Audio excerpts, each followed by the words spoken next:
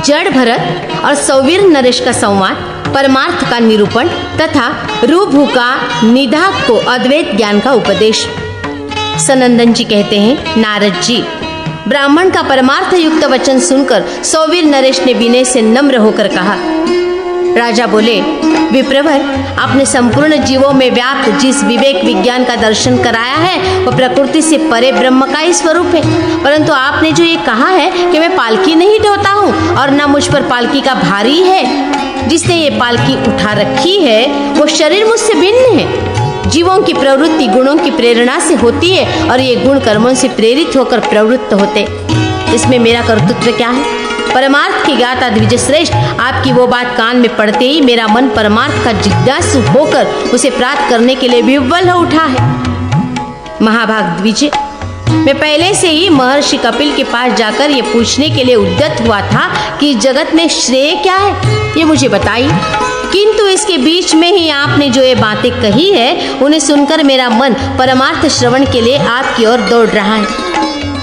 महर्षि कपिल जी, सर्वभूत स्वरूप भगवान विष्णु के अंश हैं और संसार के मोह का नाश करने के लिए इस पृथ्वी पर उनका आगमन हुआ है, ऐसा मुझे जान पड़ता है।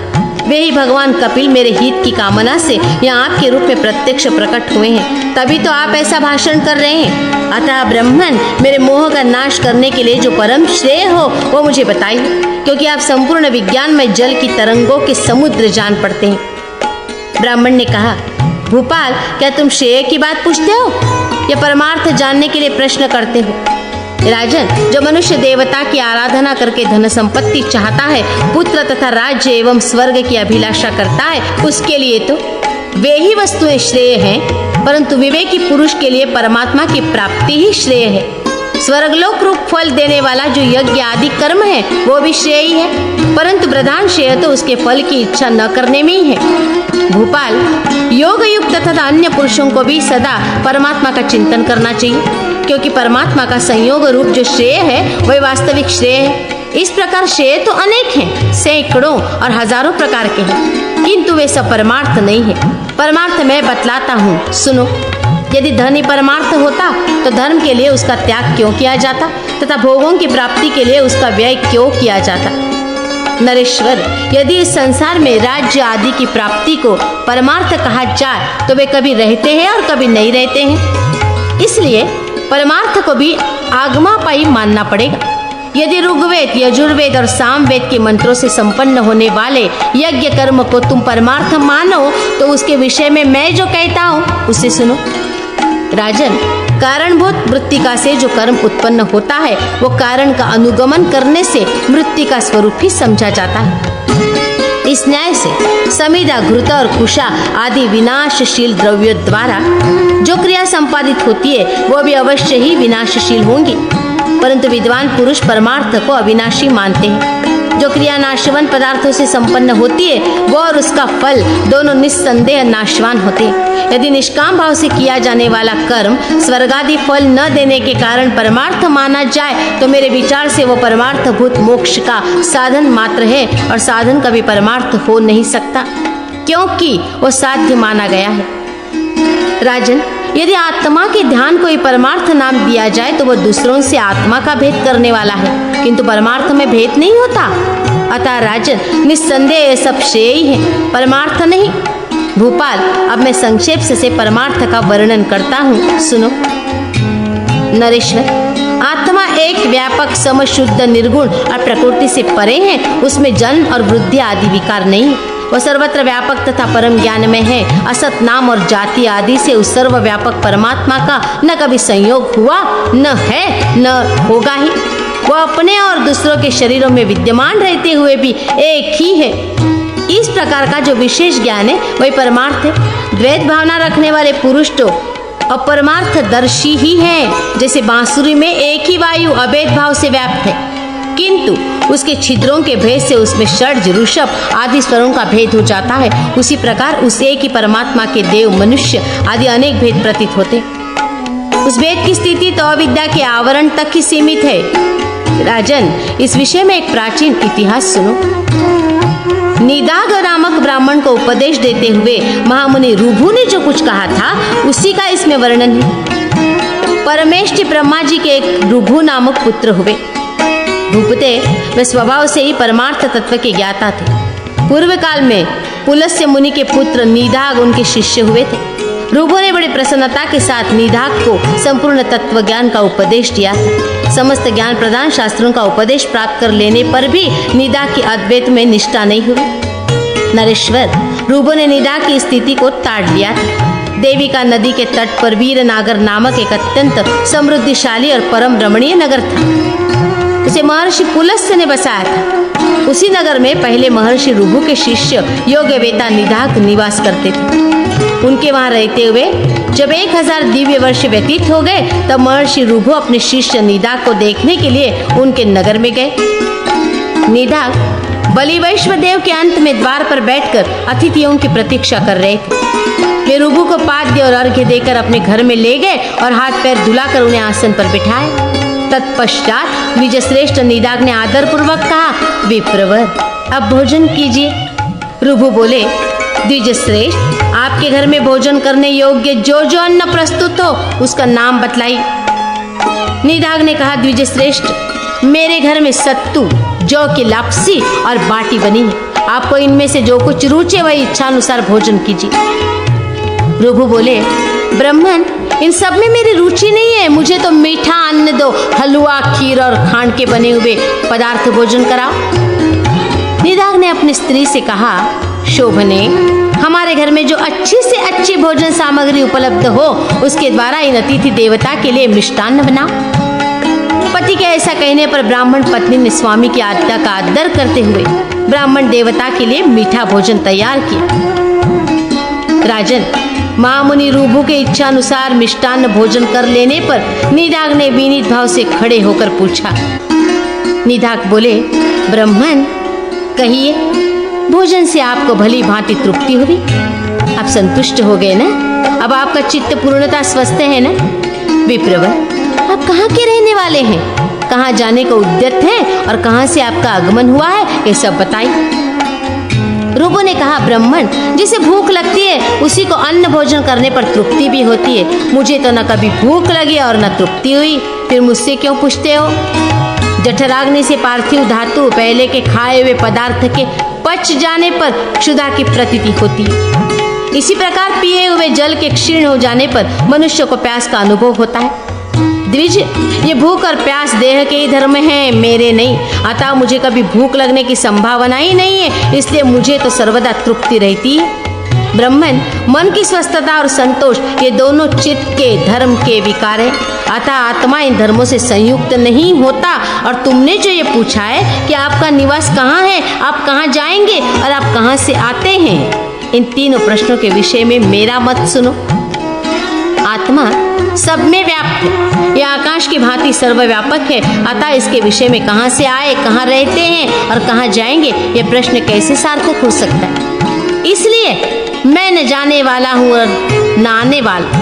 तू, मैं और अन्य का भेद भी शरीर को लेकर ही है। वास्तव में न तू है, न अन्य अन्य है और न मैं हूँ। केवल विशुद्ध आत्मा ही सर्वत्र विराजमान है। इसी प्रकार मीठा भी मीठा नहीं है। मैंने जो तुमसे मिष्टान्न के लिए पूछा था उसमें भी मेरा यही भाव था कि देखो ये क्या कहते हैं। द्विजश्रेष्ठ, इस विषय में मेरा विचार सुनो। मीठा अन्न भी तृप्त हो जाने के बाद मीठा नहीं लगता तो वही उद्वेगजनक हो जाता है। कभी कभी जो मीठा नहीं है वो भी मीठा लगता है, अर्थात अधिक भूख होने पर फीका अन्न भी मीठा अमृत के समान लगता है। ऐसा कौन सा अन्न है जो आदि, मध्य और अंत तीनों काल में रुचिकरी हो? जैसे मिट्टी का घर मिट्टी से लिपने पर स्थिर होता है, उसी प्रकार ये पार्थिव शरीर पार्थिव परमाणुओं से पुष्ट होता है। जौ, गेहूं, मूंग, घी, तेल, दूध, दही, गुड़ और फल आदि सभी भोज्य पदार्थ पार्थिव परमाणु ही तो हैं। इनमें से कौन स्वादिष्ट है और कौन नहीं?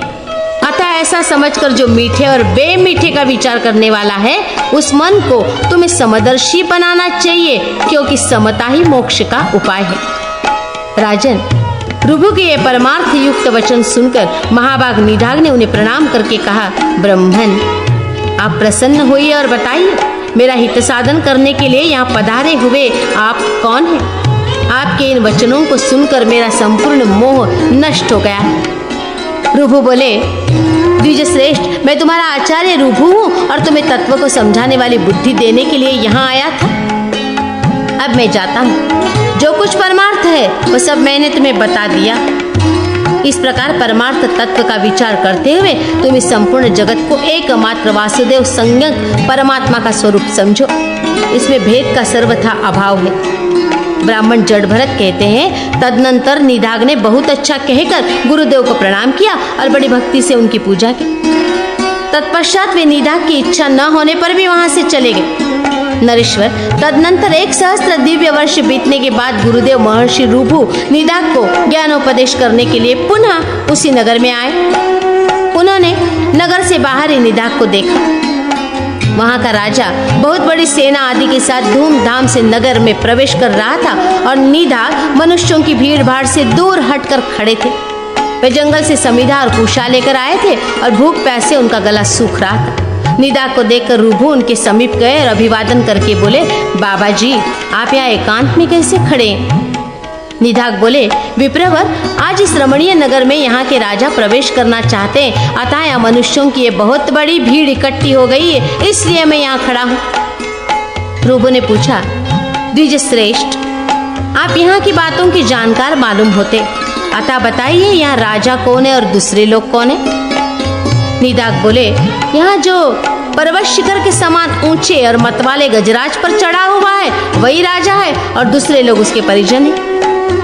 रुभु ने पूछा, महाभाग, मैंने हाथी तथा राजा को एक ही साथ देखा है। आपने विशेष रूप से इनका पृथक पृथक चिन्ह नहीं बताया, इसलिए मैं पहचान न सका। अतः आप इनकी विशेषता बतलाइए। मैं जानना चाहता हूँ कि इनमें कौन राजा है और कौन हाथी। निदाघ बोले, ब्राह्मण, इनमें ये जो नीचे है वो हाथी है और इसके ऊपर ये राजा बैठे हैं। इन दोनों में एक वाहन है और दूसरा सवार। भला वाह्य वाहक संबंध को कौन नहीं जानता? रुभु ने पूछा, ब्राह्मण, जिस प्रकार मैं अच्छी तरह समझ सकूं उस तरह मुझे समझाइए। नीचे इस शब्द का क्या अभिप्राय है और ऊपर किसे कहते? ब्राह्मण जड़ भरत कहते हैं, रुभु के ऐसा कहने पर निदाघ सहसा उनके ऊपर चढ़ गए और इस प्रकार बोले, सुनिए, आप मुझसे जो कुछ पूछ रहे हैं वो सब समझा कर बतलाता हूँ। इस समय मैं राजा की भांति ऊपर हूँ और श्रीमान गजराज की भांति नीचे। ब्राह्मण देव, आपको भली बात समझाने के लिए ही मैंने ये दृष्टांत दिखाया है। रुभु ने कहा, द्विजश्रेष्ठ, यदि आप राजा के समान हैं और मैं हाथी के समान हूँ तो ये बताइए कि आप कौन है और मैं कौन हूँ?